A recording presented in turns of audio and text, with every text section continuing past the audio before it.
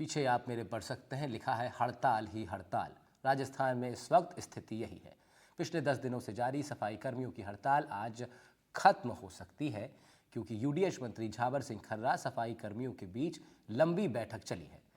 जानकारी के मुताबिक खर्रा के आवास पर हुई बैठक के दौरान सभी मांगों पर सहमति बनने की संभावनाएं हैं। राजधानी जयपुर सहित अन्य निकायों में करीब 30,000 सफाई कर्मी हड़ताल पर हैं। राजधानी सहित अन्य शहरों में सड़कों पर कचरे के ढेर लग गए। सफाई व्यवस्था दुरुस्त करना सफाई कर्मचारियों के लिए बड़ी चुनौती अब बन गई है। सफाई कर्मी मांग कर रहे हैं कि भर्ती प्रैक्टिकल आधार पर हो, 1 साल के अनुभव के बाद स्थायी नियुक्ति मिले। इसके अलावा गैर वाल्मीकि समाज वाले सफाई कर्मियों को तवज्जो देने की भी मांग की गई है।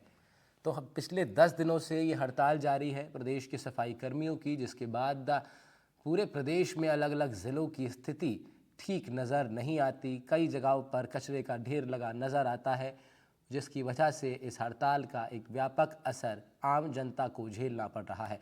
हालांकि आज यूडीएच मंत्री झावर सिंह खर्रा से बातचीत ज़रूर हुई है। सफाई कर्मियों की संभावनाएं जताई गई हैं कि कई मुद्दों पर सहमति बन गई है और सफाई कर्मी अब जल्द ही अपनी हड़ताल खत्म कर सकते हैं। लेकिन पिछले 10 दिनों से जारी हड़ताल का बड़ा असर आम जनता पर पड़ा है और सीधे तौर पर वो असर प्रदेश की राजधानी की सड़कों पर देखा जा सकता है, जहां पर कूड़े के कचरे के अंबार लगे नजर आते हैं। सफाई कर्मियों की कुछ मांग हैं, उन मांगों को लेकर वो लगातार प्रदर्शन कर रहे हैं। मस्ट रोल के आधार पर सफाई कर्मियों के भुगतान की मांग हो रही है। भर्तियां प्रैक्टिकल आधार पर की जाएं, ये एक दूसरी मांग है। 1 साल के अनुभव के बाद स्थायी नियुक्ति दी जानी चाहिए। साथ ही गैर वाल्मीकि सफाई कर्मियों को प्राथमिकता दी जाए, ये भी कहा गया है। तमाम मांगे हैं।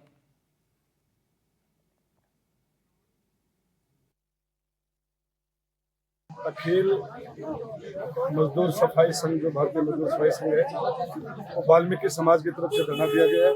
फतेहपुर में पूरे राजस्थान में धरना चल रहा है और ये धरना देना इनकी मांग जायज है। बिल्कुल हम सरकार से मांग करते हैं। हमने विधानसभा में मुद्दा हर विधायक ने उठाया है कि जो आप सफाई कर्मचारियों की जो भर्ती कर रहे हो, उसमें सिर्फ वाल्मीकि समाज का ही भर्ती होना चाहिए। इनने हमारी पहले कांग्रेस सरकार थी, उसमें हमने यही कहा था हमारी सरकार के यूडीएच मंत्री को कि आप जब भर्ती लेते हो तो चाहे कोई नियम बनाओ, चाहे विधानसभा में नियम बनाना पड़े, विधानसभा में बिल पास करना पड़े तो बिल पास करो।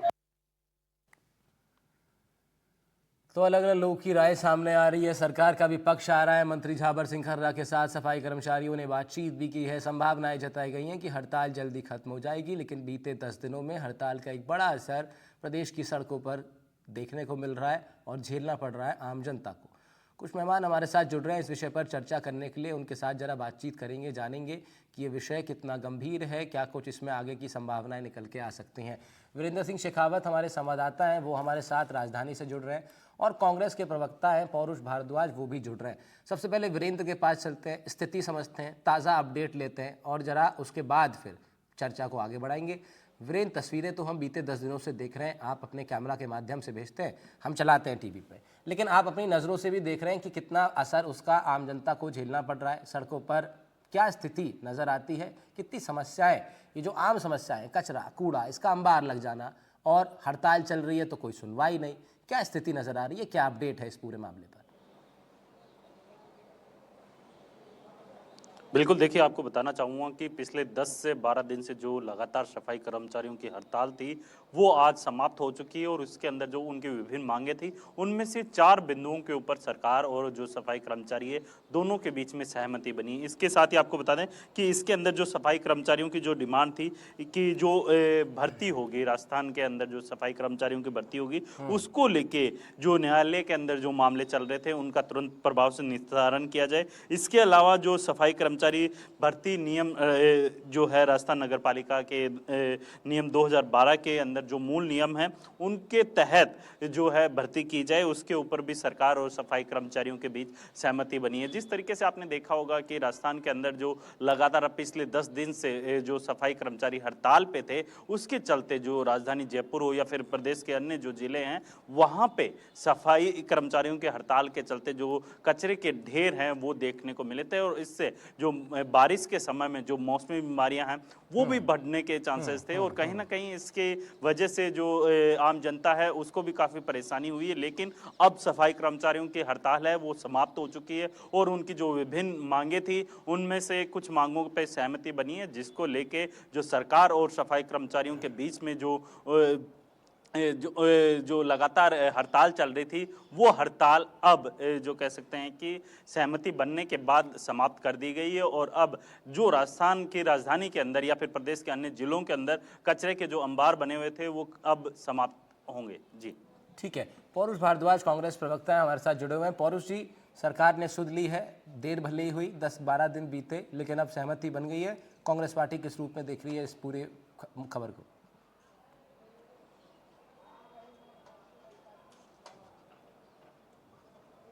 पौरुष जी, अनम्यूट कर लीजिएगा।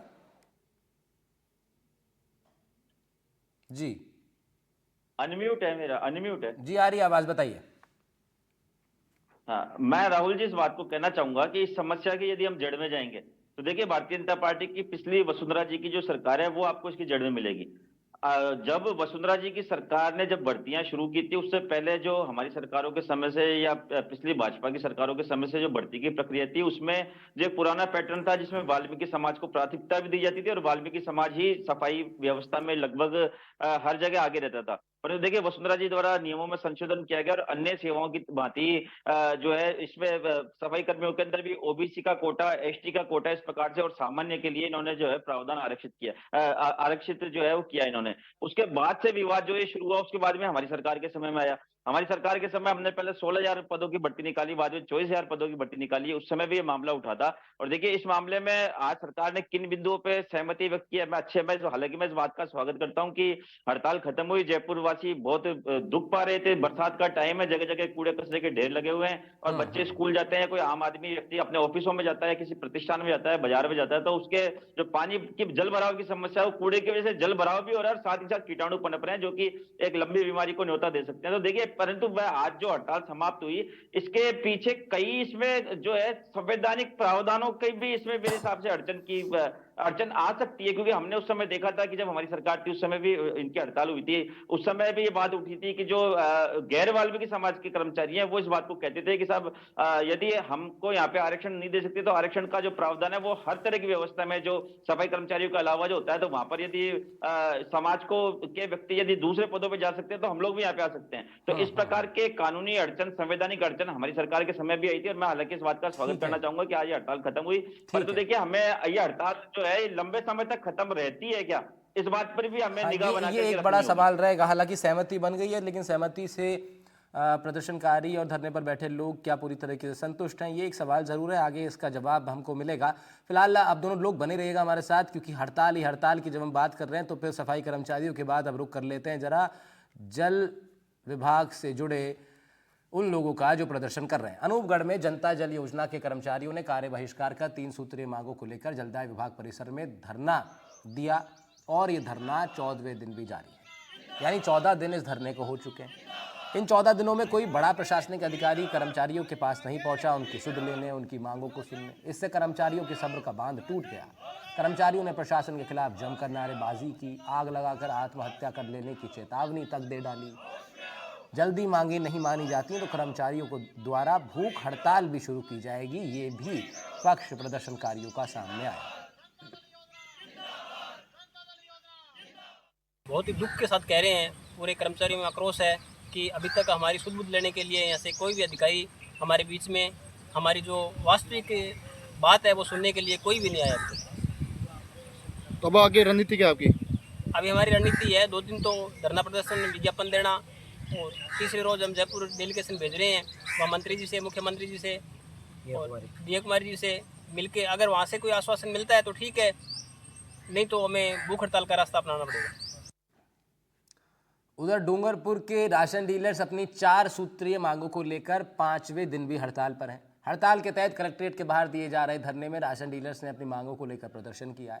राशन डीलर्स की हड़ताल के चलते जिले की सभी 562 राशन की दुकानें बंद पड़ी हैं, जिसके कारण डूंगरपुर में राष्ट्रीय खाद्य सुरक्षा योजना में चयनित 2,87,000 से ज़्यादा परिवारों को खाद्य सुरक्षा के तहत मिलने वाला राशन फिलहाल नहीं मिल पा रहा।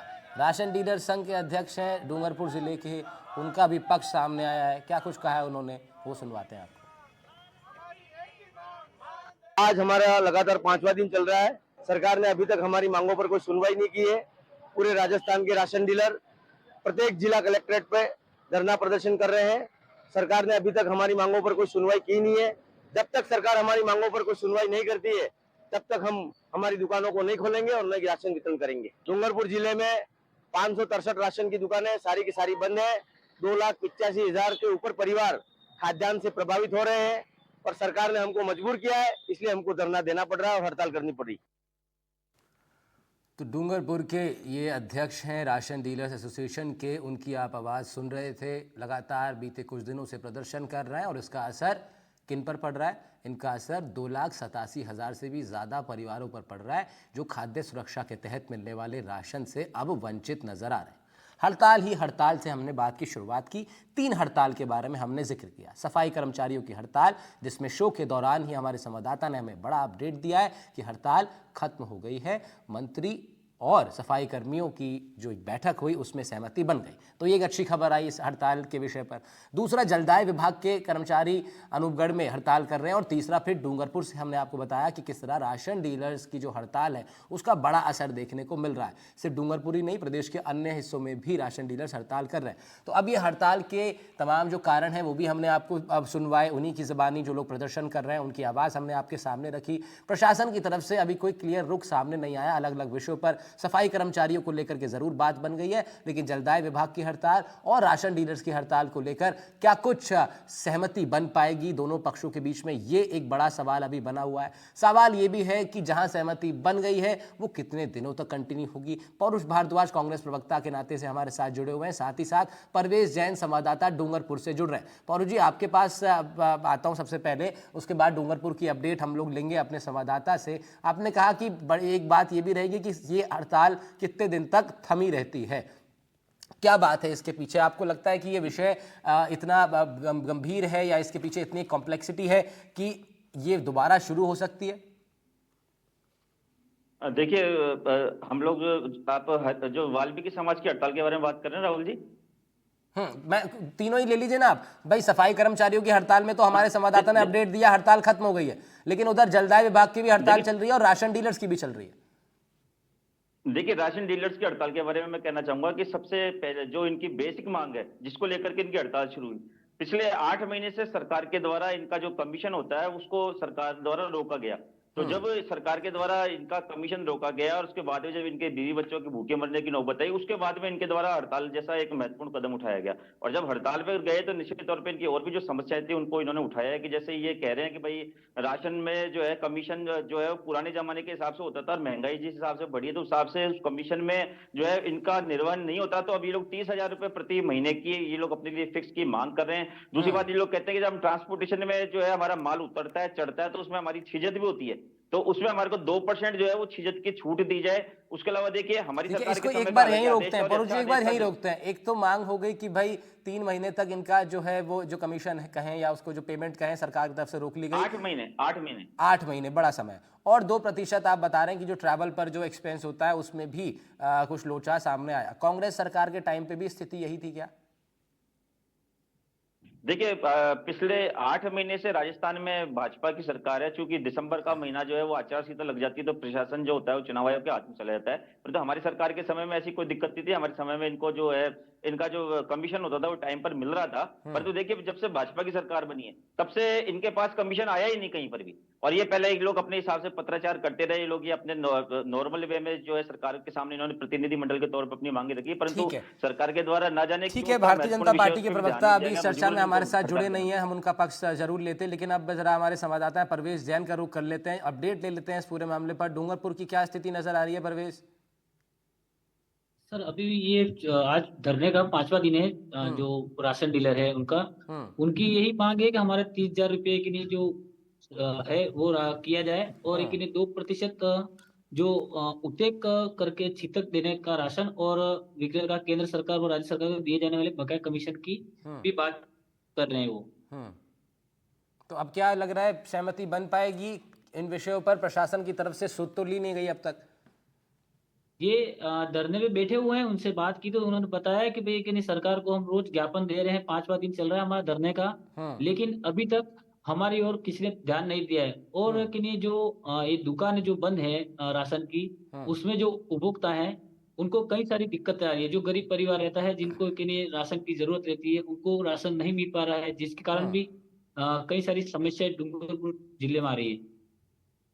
तो तमाम समस्याएं सामने आ रही हैं। परवेज हमारे संवाददाता बता रहे हैं भारतीय जनता पार्टी की सरकार इस वक्त सत्ता में है और कोशिश जारी है सरकार की तरफ से भी। एक जगह तो कोशिश कामयाब हो गई है, सफाई कर्मचारियों की हड़ताल पर ज़रूर विराम लगा दिया गया है, लेकिन राशन डीलर की हड़ताल कब खत्म होगी और जलदाय विभाग के जो कर्मचारी हैं उनकी हड़ताल का क्या भविष्य दिखाई देता है, इस पर ज़रूर चर्चा लगातार जारी रहेगी तब तक जब तक इसका कोई सॉल्यूशन नज़र नहीं आ जाता। क्योंकि ये तीनों ही विषय ऐसे हैं, दरअसल आप समझना होगा हमारे दर्शकों को भी, ये तीनों ही विषय ऐसे हैं जो सीधे तौर पर आपसे जुड़े हुए हैं, इसीलिए हम इस पर लगातार चर्चा कर रहे हैं।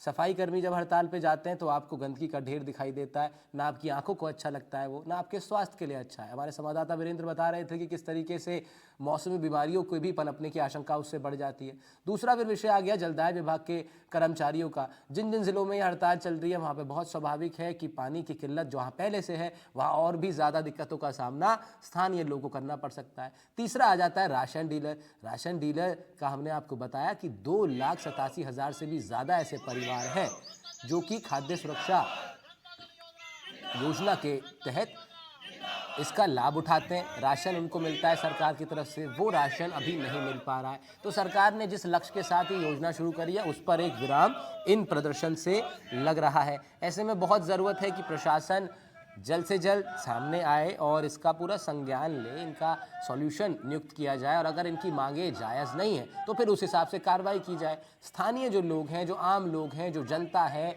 वो क्यों इन सब हड़तालों का असर अपने ऊपर झेले? क्यों इन हड़तालों के शुरू होने से पहले ही प्रशासन अलर्ट मोड पर अलर्ट मोड पर नहीं आ पाता? क्यों ये समस्या आम जनता के सामने बार बार आती है? कहीं सफाई कर्मचारी हड़ताल कर रहे हैं, कहीं जलदाय विभाग के कर्मचारी हड़ताल कर रहे हैं, तो इसलिए हम लोग सवाल पूछ रहे हैं बार बार। हालांकि सफाई कर्मचारी को लेकर मैं आपको अपडेट दे दूं कि सरकार और सफाई कर्मचारियों के बीच एक सहमति बन गई है। लेकिन पौरुष भारद्वाज, कांग्रेस की सरकार भी रही और उस दौरान भी कई धरने हुए हैं, कई प्रदर्शन हुए, हम लोगों ने देखा है। कोई ऐसी स्थिति नहीं रही, कोई आइडियल स्थिति नहीं रही कि ऐसा कुछ हो ही नहीं रहा है। तो जब आप लोग सरकार में थे तो ज़रा सजेस्ट करेंगे आप लोग भारतीय जनता पार्टी को, विपक्ष के नाते से अपने सुझाव आप लोग दीजिए कि भाई इस तरह के जो बेसिक विषय हैं क्या सरकार को इस वक्त फौरी तौर पर कर देना चाहिए? देखिए राहुल जी, मैं आपसे इस बात को कहना चाहूंगा कि अभी वाली जो 3 हड़तालें चल रही है, हमारी सरकार के समय में सिर्फ एक वाल्मीकि कर्मचारियों की हड़ताल हुई थी, उसके अलावा और कोई हड़ताल नहीं हुई थी।